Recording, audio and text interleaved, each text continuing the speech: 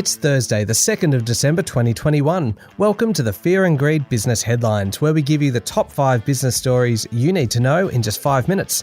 I'm Michael Thompson, and good morning, Sean Aylmer. Morning, Michael. All right, 5 stories in 5 minutes. Let's get into it. Story number 1 today, Sean. The Australian economy contracted by 1.9% during the September quarter, which sounds pretty bad, but was actually a better outcome than most economists had forecast. Yeah, I think most economists thought the number would be awful, and it turned out just bad. The 1.9% decline was the third largest quarterly contraction on record. Not surprisingly, household consumption fell nearly 5%. Of course, that's due to lockdowns. By the end of September, the Australian economy was slightly smaller than it was December 2019 before the virus. Interestingly, the household savings rate jumped to almost 20%, and on an annualised basis, the economy grew at a 4% pace for the 12 months to September.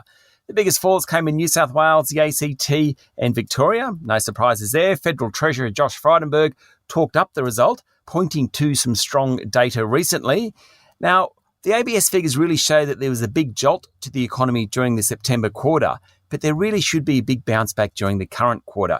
We're already seeing that. Yesterday, the boss of Centre Group, Peter Allen, he runs all those Westfield outlets, said his shopping centres had done well since the lockdowns, with 98% of stores open. Foot traffic levels were back to 2019 levels.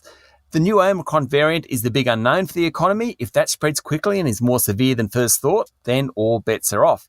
Though, as it stands at the moment, that's probably less likely.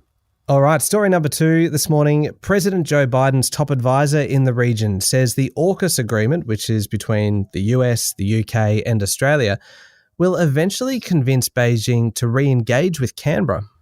Yes, White House Coordinator for the Indo-Pacific Kurt Campbell said AUKUS would lead to a higher degree of strategic intimacy between the three countries and was the most important of its time.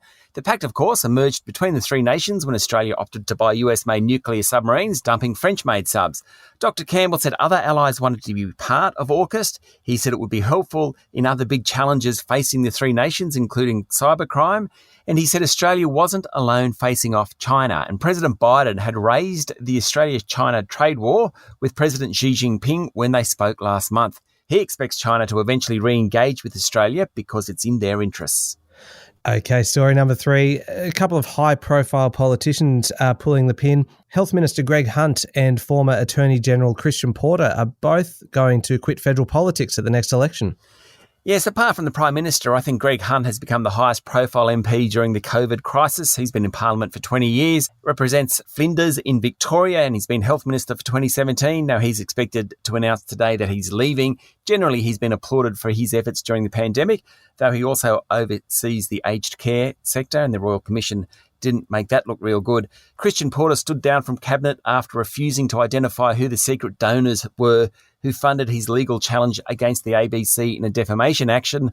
Mr. Porter was a controversial character. Rape allegations against him were made. They dated back a couple of decades. He denied those claims. He's had a very tough time in Parliament ever since.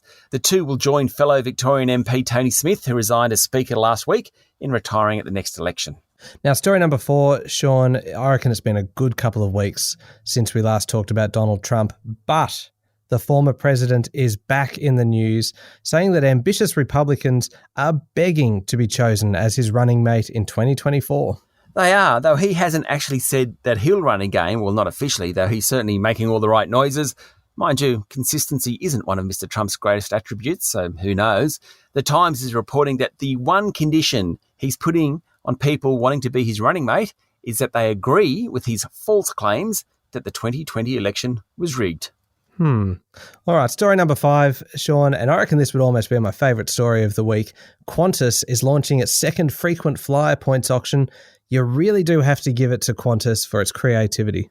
That's true. There are millions of frequent flyer points out there, and it's a way of getting rid of some of them. Frequent flyer points are, of course, a liability for the airline because it has to cash them out.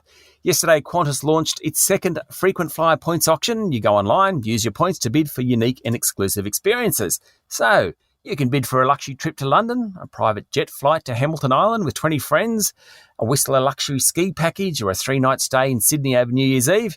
You can also bid for a pre-loved business seat. No idea why you do that, and I don't even think I'd spend my points this way. Don't think I've got enough to do it. However, it's a good way for Qantas to get some of those points back. How many points are we talking here, Sean? How many do you actually need for some of these things? Well, most of the bidding starts at 500,000, but of course we'll go much higher. The big one is the private jet flight to Hamilton Island with 20 friends. That bidding starts at 3.5 million Qantas points. Okay, well, I'm out. I'm out too. All right, that's it. The top 5 business stories in 5 minutes. Thank you very much, Sean. Thanks, Michael.